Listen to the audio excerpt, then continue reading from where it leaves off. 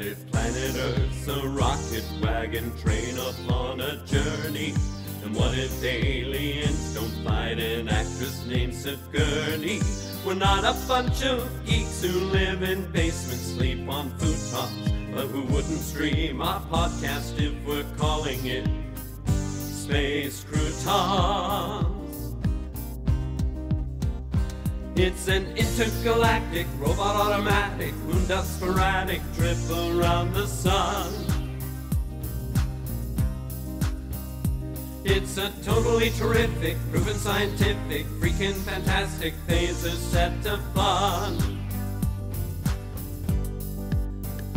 It's Space Croutons. We think Get your spacesuit on. it's pink. We're triple cute, on that you can rely.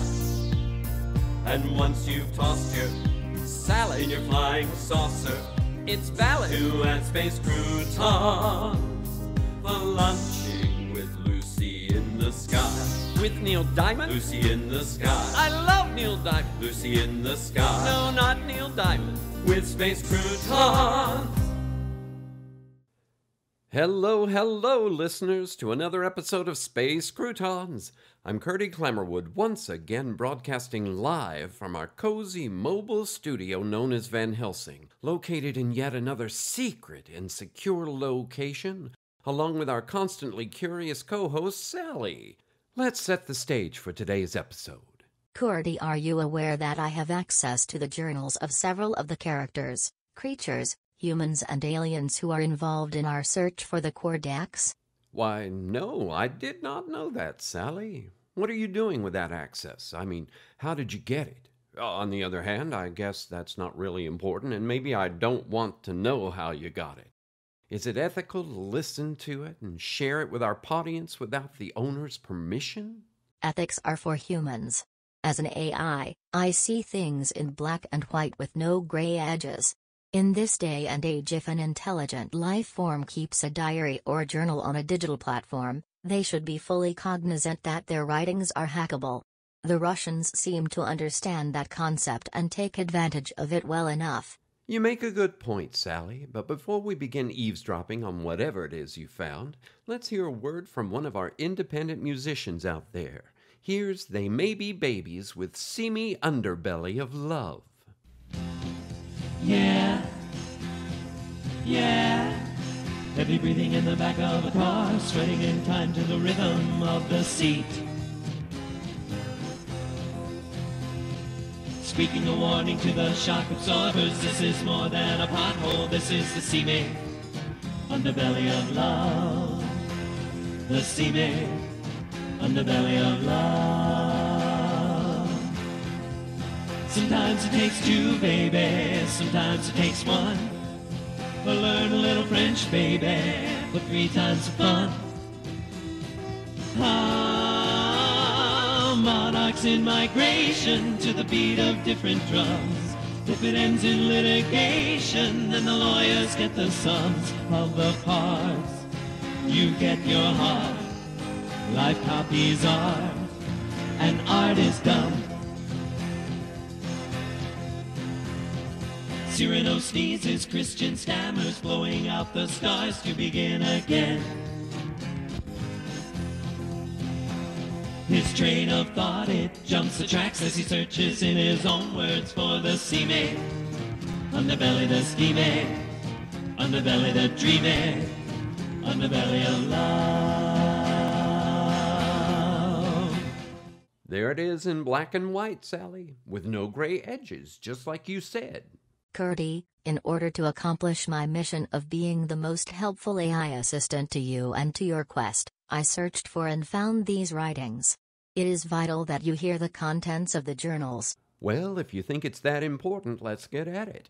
As my dad used to say, sticks and stones may break my bones, but there's some words you just have to hear to believe. Who are we going to hear from first? Dandelion, the alien from Planet Quell. Mission Log 88. Today we have devised a plan that will hopefully bring the Codex we don't currently possess into our grasp. I received word of renewed rebellion on Quell, so it is imperative that the dissentients do not have any opportunity to gather the Codex and thereby negate Finer's sacrifice. No planet would be safe if the dissentients prevail. For our plan to work, we will need to bring everyone with a Kordak into the wouldn't. Vera, the aloe, almost destroyed any possibility for our team to be able to function effectively with her derogatory remarks about the humans on our team. I noticed Flint's eye twitching, a sure sign that he was working to control his emotions after Vera's snarky comments about the intelligent life forms talking. I've worked with humans longer than Vera, so it's understandable that she doesn't have the finesse needed to keep people happy. It's obvious with the way Vera manipulates Carissa, suggesting thoughts and even changing Carissa's opinions and personality, that Vera has no business trying to work with humans. She is just too bossy, aggressive, and condescending. She is single-minded to a fault. I have to admit, she gives aliens a bad name. Lucy wasn't as much help as I had hoped either. She was intelligent, but today she seemed a little off, changing forms multiple times, which didn't bother Vera or myself, but disturbed Flint and Bent. Back to the point. Our plan is to gather as many people with Kordaks into the wouldn't and discuss a solution that would benefit each of them. My primary concern is that the humans will not see that we can make this work for everyone. From my experience, humans seldom work together for the common good. They are too involved in promoting what is good for one group or what is best for themselves over the benefits of what is good for all. They seem to take pride in being self-made and don't recognize that we are stronger when everyone grows and everyone thrives. Overcoming that attitude will be the biggest challenge. In order for the plan to work, all of the attendees will have to agree to let my team take the Kordaks for safekeeping. We can restore eternity and assist this planet with their most dire problems. If they can imagine a world with clean air, plenty of food for everyone, oceans cleared of trash and then abounding in a variety of sea life, and drinkable water for the entire planet, then I believe we have a chance to persuade them to see the benefits of our plan. Our energy generation technology alone would be a tremendous boost for the planet. Unfortunately, humans tend to weaponize new technology and want to turn everything into a money-generating proposition. Maybe we Quellians would be better off leaving them to their own devices.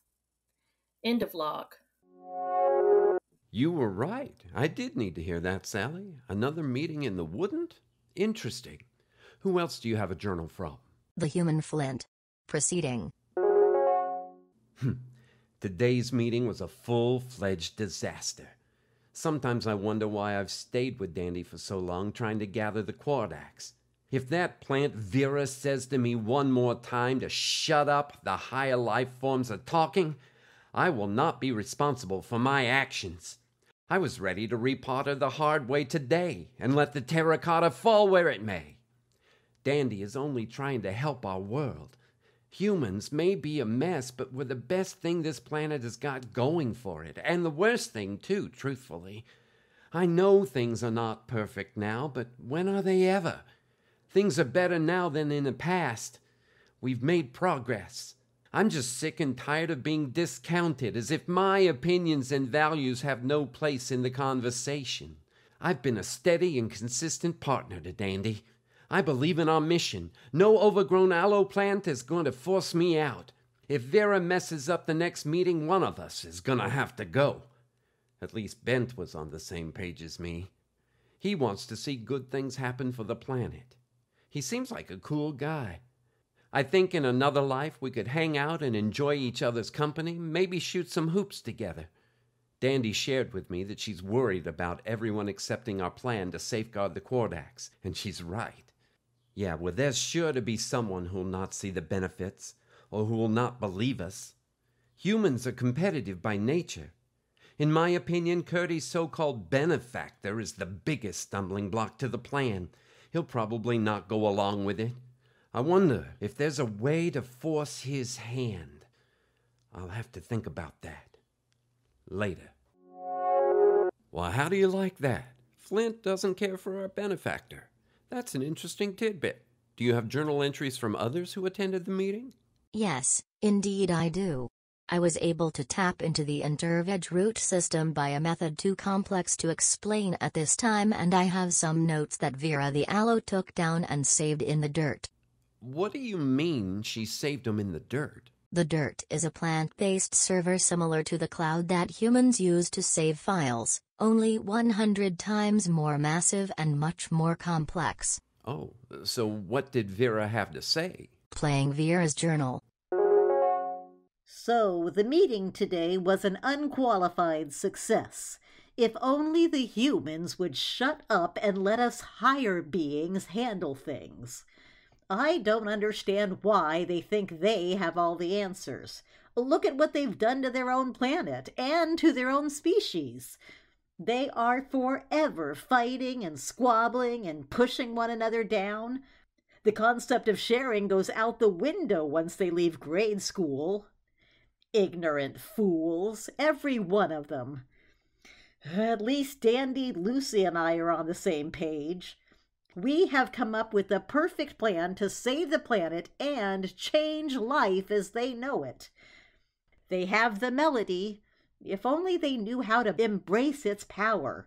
What a boon it would be to humanity. Not my worry, though. I stand ready to fight for what we need to make the Kordax ours, and damn the consequences. Well, that was a little abrasive. Who's next? One of the humans, known as Bent. That was such a strange meeting today. I'm not sure about the aliens. I always thought it would be so cool to meet an alien, but now I wish I never knew they existed. Everyone I meet is so strange. Dandy is okay, but that Vera, she needs to control her mouth. If Bug had been there, he would have surely had made some remark that would have shut her down, and hard. I'm just not as quick-witted as he is. I always think of the perfect comeback a day or two later, like now. If Vera was here talking that trash about the intelligent life form are talking, I would say, being smarter than you look is better than looking smarter than you are. That would have shut her up. I'm just sure of it. If not that remark, then a quote from, Eleanor Roosevelt. Great minds discuss ideas. Average minds discuss events. Small minds discuss people. Yeah. I really wish I had thought of something like that to say. If she thinks herself so smart, she should know that a great idea can come from anywhere and from any kind of life form. She should be open to humans, especially since she doesn't go anywhere without a human taking her there. She really is at the mercy of Queressa. Vera has the two-headed coin, big deal, so she's got one Kordak. Bug and I have one too. Vera just doesn't respect anyone else. Lucy was a trip, too. She started the meeting as a dog, a talking dog, no less. Then about halfway through the meeting, Lucy changed into a dogwood tree. Her blossoms were so beautiful, I wanted to reach out and touch one. But she barked at me, "Keep your hands to yourself." I guess I was a little carried away. And next, she changed into the very image of my high school choral director, Ms. Boxer. It was weird and disconcerting, especially after my last encounter with a couple of my former teachers. Flint's pickpocket item is really amazing. I don't know why the plan isn't just to have Flint pick the pockets of everyone with a Kordak. And the Kordaks, if they can change life as we know it, that would probably be a good thing. Dandy's plan is better than just stealing them, even though it still seems to me that stealing them would be a heck of a lot easier. It will be interesting to see just how the plan will play out. I did not quite follow what Dandy meant when she explained exactly how the plan will work out, but I was too intimidated by that Vera to ask any more questions. I have one more journal. It was the hardest of all to collect and interpret. And why is that? It was just a series of barks, woofs, yips and growls. It was heavily encrypted with some next-level software. I have only just now finished decoding it and making sense of what Lucy wrote. Okay, let's hear it. How to describe the meeting today? It is amazing that this group ever got together in the first place. I had to use all of my subtle powers of persuasion to gather this group. I encouraged Dandy to take the lead in the meeting as she's been working with the humans longer than the rest of us. I was counting on her leadership and she did not let me down.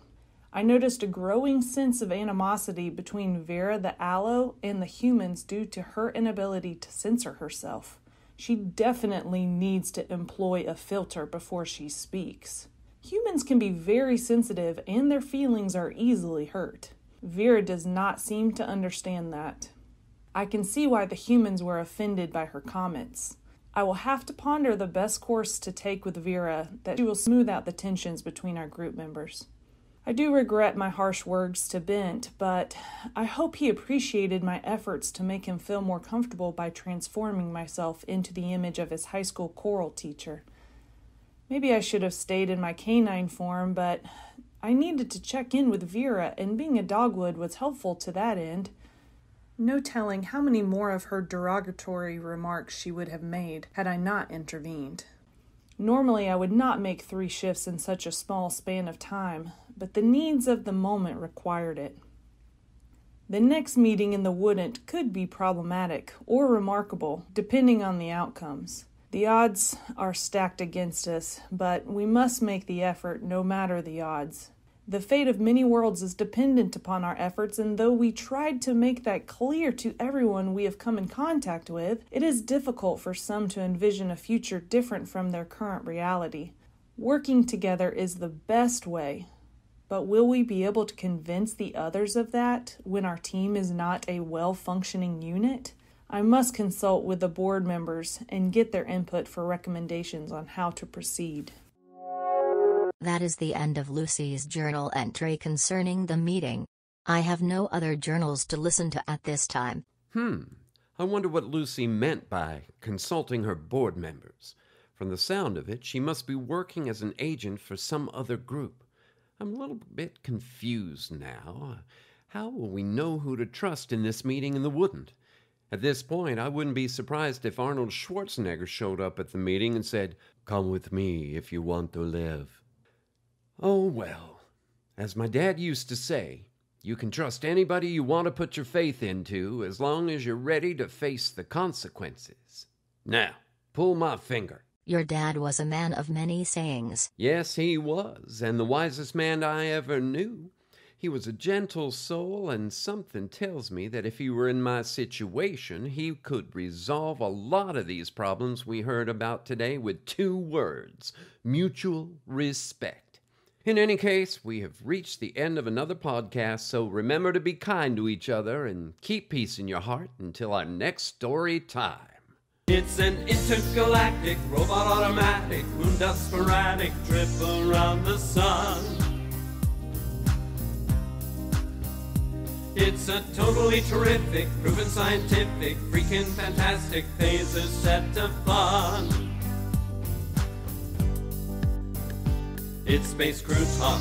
We think Get your spacesuit on. it's pink. We're triple Q. On that you can rely. And once you've tossed your Salad. in your flying saucer It's valid. to add Space Croutons for lunching with Lucy in the sky. With Neil Diamond. Lucy in the sky. I love Neil Diamond. Lucy in the sky. No, not Neil Diamond. With Space Croutons. Space Croutons is a work of original fiction. Similarities to persons, situations, or events, real or fictional, is coincidental and unintentional. Created and written by Jerry, Jace, John, Della, and Jeff Goodson. Episode 25 story by Della. Original music and production by Jeff. Featuring the voice talents of Rachel Blakesley, Barry Shea, Patsy Puckett, Jessica Coleman, Jeff, and Sally. Entire work copyright 2020 by Jeff, John, Jerry, Della, and Jace Goodson. This has been a Good Witch audio production.